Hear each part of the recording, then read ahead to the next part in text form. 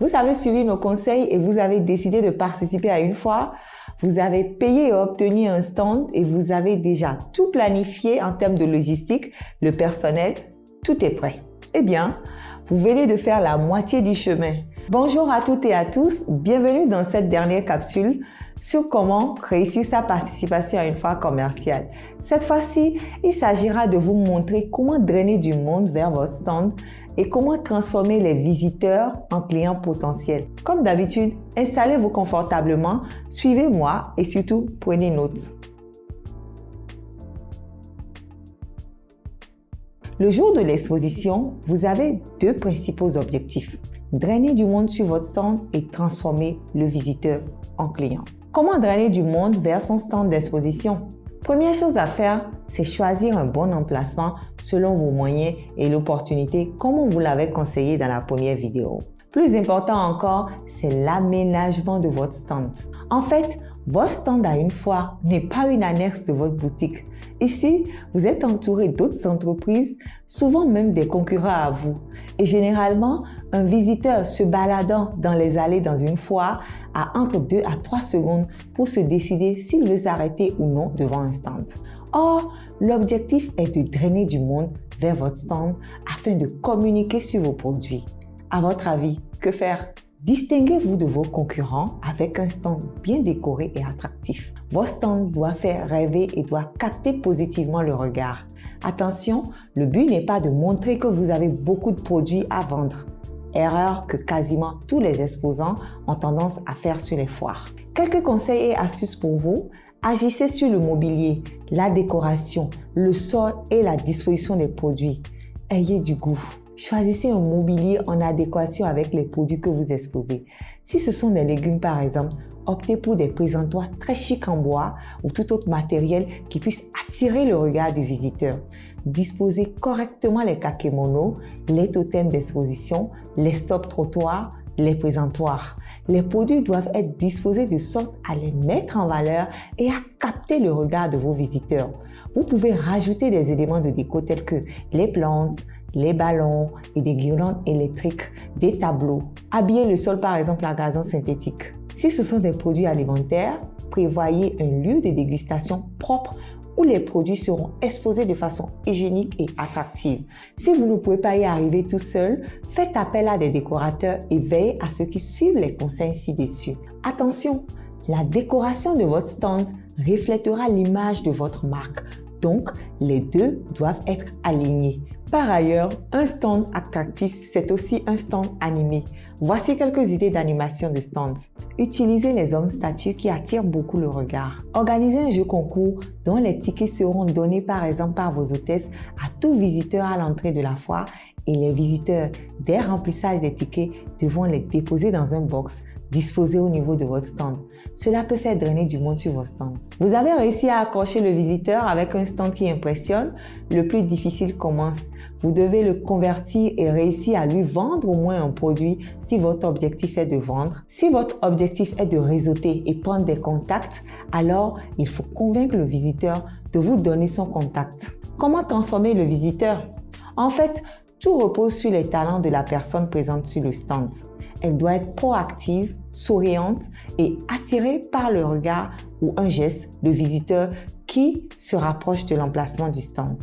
Il faut aller à la rencontre du visiteur si le visiteur est déjà en direction du stand. Si ce sont des produits alimentaires, une fois encore, invitez-les à déguster ou à prendre un échantillon du produit. C'est à elle d'aborder le premier le client.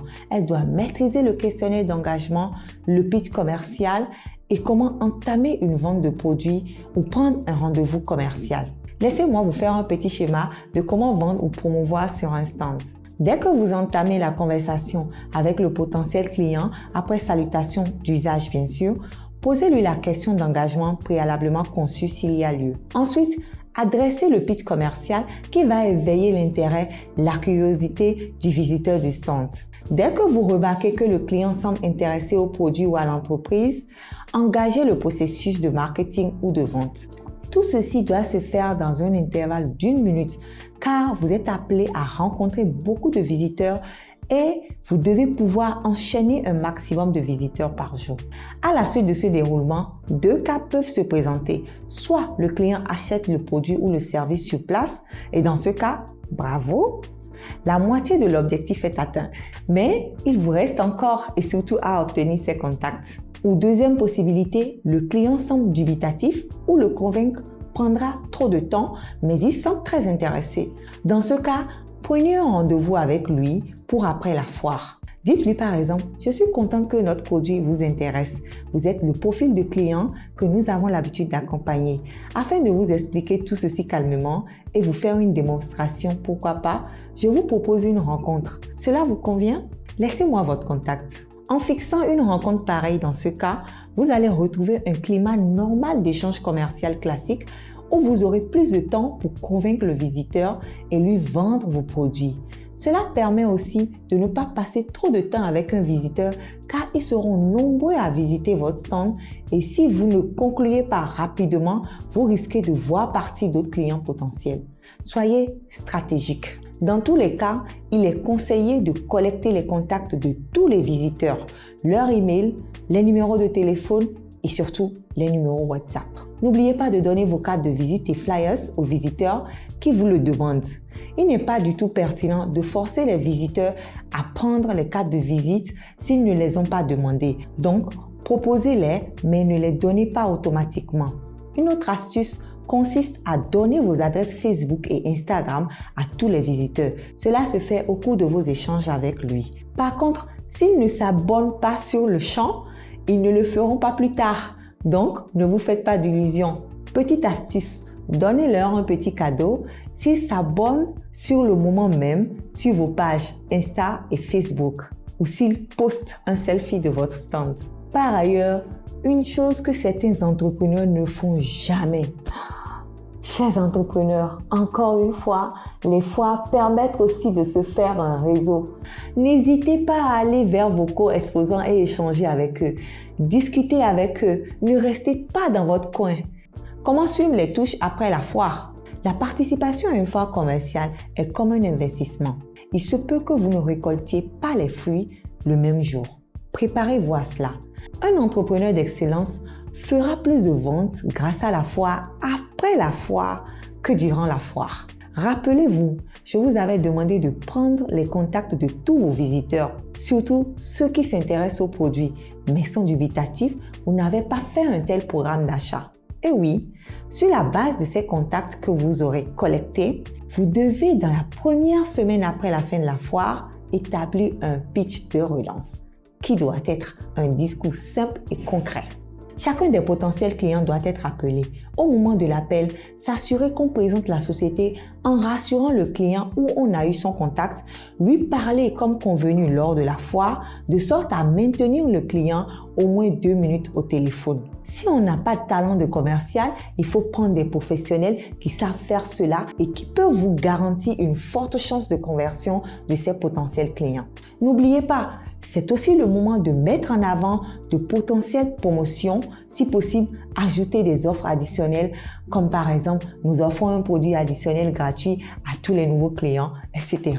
C'est seulement quand on aura fini d'exploiter cette mine, quand vous aurez réussi à convertir la majorité des potentiels clients rencontrés durant la foire, qu'on dira que la participation à cet événement a été un succès. Et bien voilà, vous savez désormais tout pour réussir sa participation à une foire commerciale.